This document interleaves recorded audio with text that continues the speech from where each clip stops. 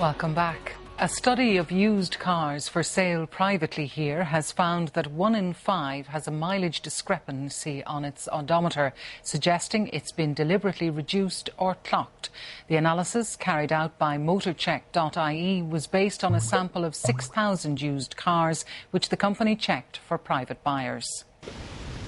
Some kick tyres, others rev the engine. But when privately buying a used car, how can you ensure the mileage is genuine? When car history check provider Motorcheck compared the mileage on 6,000 for sale used cars with the previously recorded mileage on its database, it found 1 in every 5 showed evidence of having its odometer reduced or clocked.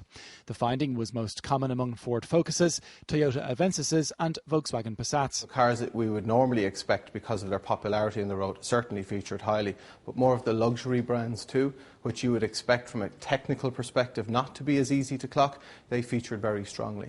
Clocking is not only dishonest, but it can also be very dangerous. But strangely, while it is an offence to knowingly sell a car that's been clocked, it's not actually illegal to carry out the clocking.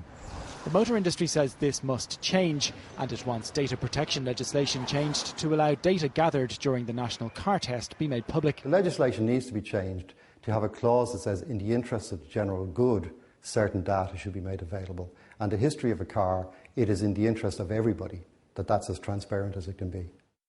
Tonight, the Transport Minister's spokesman said such changes were under consideration.